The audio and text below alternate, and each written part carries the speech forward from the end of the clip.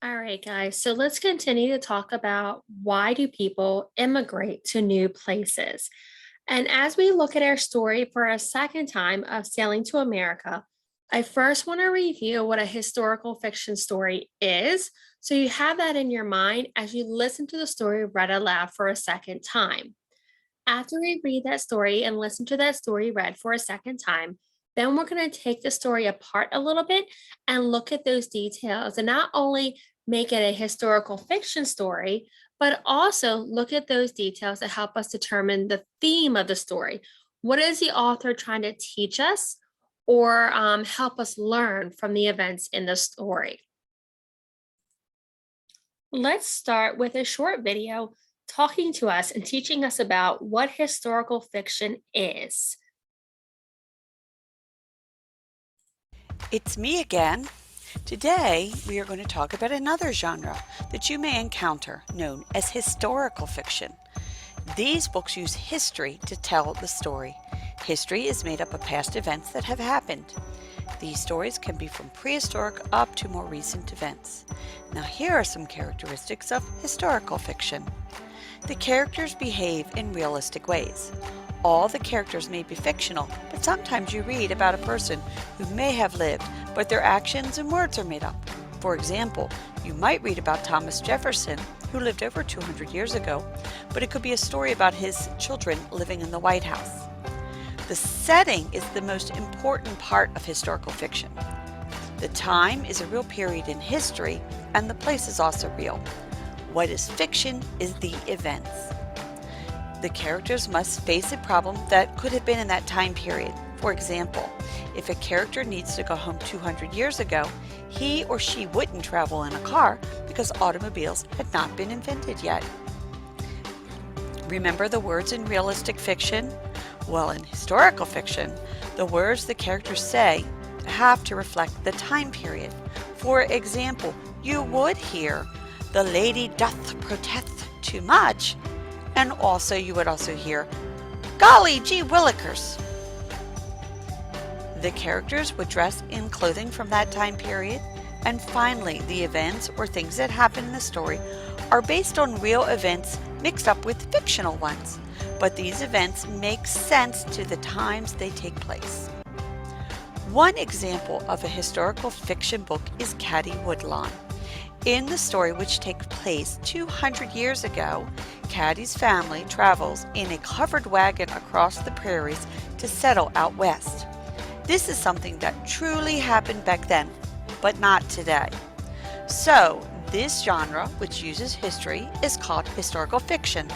Any questions? Now let's go ahead and listen to our story again, titled Sailing to America, and think about what makes it a historical fiction story. We'll also think about some of the details in the story and talk about them as we read along and use them to talk about the theme. What could the author be trying to tell us in the story?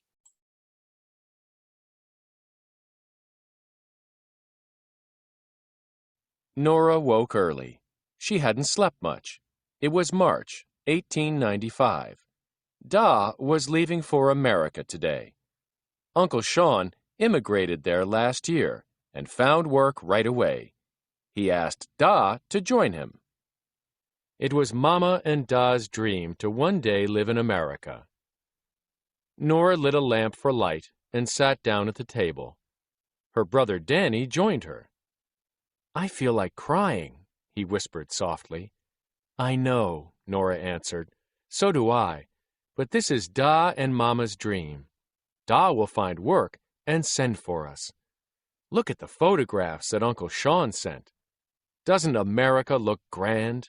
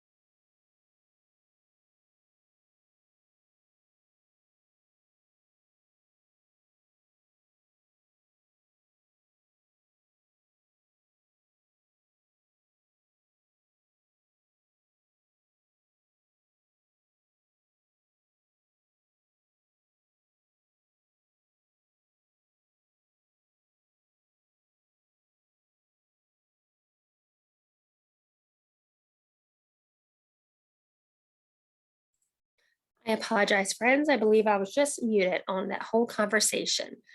I was talking about how Nora and Danny are the two main characters in the story. You also have a mama and a dad, and they are characters in the story. So they're not real people, as in, like, these are real people that existed in real life, but they are based on real people. Okay. And the events like Nora not being able to sleep the night before, that is something that could actually really happen to somebody. Something similar to Nora, a little girl somewhere who was anxious and maybe nervous and sad that her dad was leaving. In this photograph, or this illustration, I should say, because is a drawing, we see this lamp here, which is an oil lamp. And that's how they used to light their homes in the evening or at nighttime when it was dark outside, because they did not have electricity. So that shows me one way that they lived back in the early 1800s, early 1900s. Okay. And also the photographs on the table here are also telling us that they have black and white photographs. They were not in color. So it helps me to know a little bit about what's going on at that time. Let's keep reading and we'll look at some more elements of historical fiction. I don't want to ever leave Ireland, Danny said. We won't have any friends in America. We'll be far away from Granda, Patty, and Colleen. Maybe you'll be glad it isn't Ireland, Nora said. There will be enough food to eat. Mama and Da can relax and not worry so much. We'll all have a better life. America will be the land of our dreams. Then Da carried a bag into the room. Cheer up, my little loves. Why, in no time at all, you'll be joining me. A year later, Da had saved enough money to send for his family. Mama, Danny, and Nora packed what little they had. They got on a crowded steamship and began their voyage. The trip across the Atlantic Ocean was rough. The air inside the steamship smelled like a dirty sock. The ship tossed up and down for days. The waves were as big as mountains. Many passengers became seasick, but Nora and Danny felt fine. Every day, Nora daydreamed and reread Da's letters. She thought of the buildings and streetcars he wrote about. In her dreams, she could picture Da on a crowded street. He had a big smile on his face. So if I look at some of the details in this part of the story in relation to historical fiction, I look and I see how the children are dressed, and I see how dad is dressed with a little cap on, English cap that we don't see a lot of people wearing nowadays, but some do. And I also think about how she said she's reading his letters. We don't write a lot of letters back and forth anymore. And we can see her on the boat over here, sitting there reading a letter as she's sailing over on the ship, and she's daydreaming about what he wrote in his letter. And I can't help but think how that relates to our historical fiction of based on real events, but this particular story itself is not real. Now, a child could have come over on a boat and sailed across to America, and probably did, to meet the rest of her family. And that was part of that historical part that's actually true, as opposed to Nora, this little girl, not actually doing that. But taking a trip across the Atlantic Ocean is certainly true for a lot of people. And the Atlantic Ocean was rough. Those trips on those boats for those immigrants was not a pleasant trip for many of them. And many were crowded and many did get sick. So those events helped me to know that this is part of that historical fiction elements of this story. Let's go ahead and keep reading and talk about the end of the story.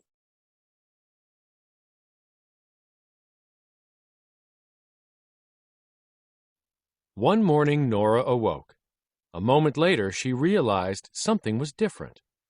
The ocean was as smooth as glass.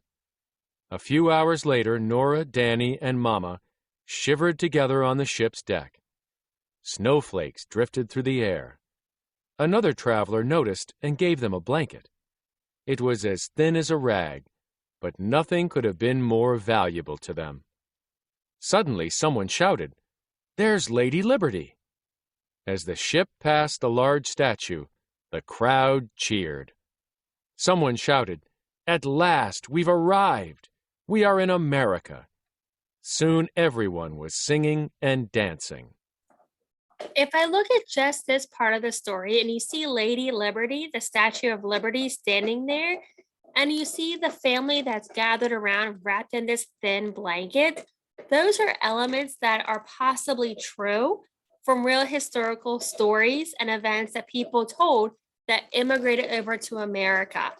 And my friends, I want you to think about these people leaving their home country with just whatever they could carry or wear. And they might not have had warm clothes, which is why when Nora and her family came over, they didn't have very many warm clothes on and they were very cold.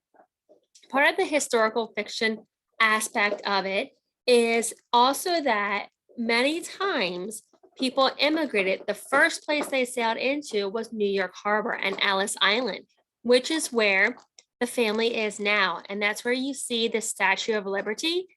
And even back in the 1800s, the Statue of Liberty was there, and that is where they were welcomed into the country. So that is something that actually happened. Okay. So again, it's not something that happened to Nora and her family specifically, but it happened to many other families. Okay, let's go ahead and keep reading.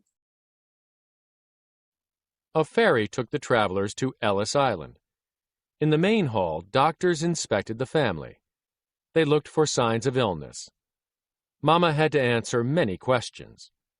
Nora knew that people didn't get an opportunity or another chance to take these tests twice.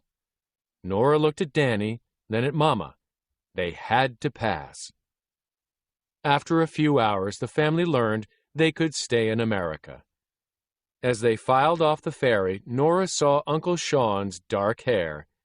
Then she saw Da. His hands waved wildly.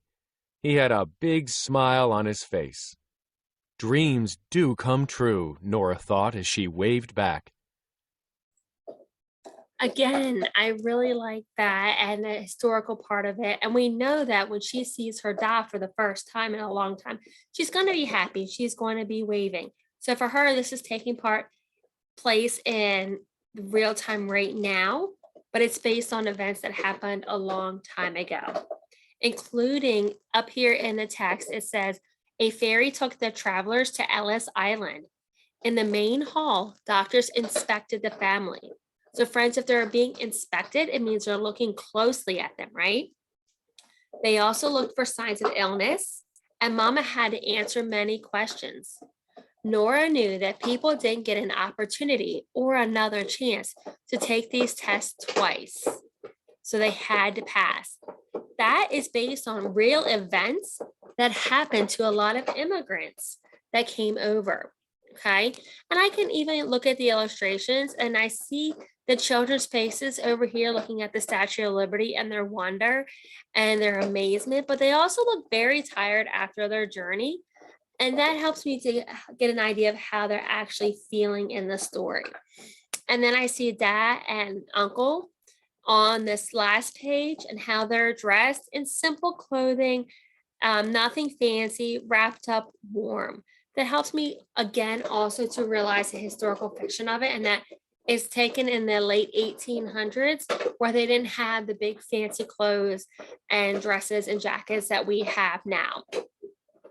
So let's take a few minutes and we are going to do some activities related to sequencing the events in the story, okay? So you can go ahead actually and close this video, and we're going to go back to our Pear Deck presentation assignment, and you're going to be asked to complete some activities on the next couple of slides.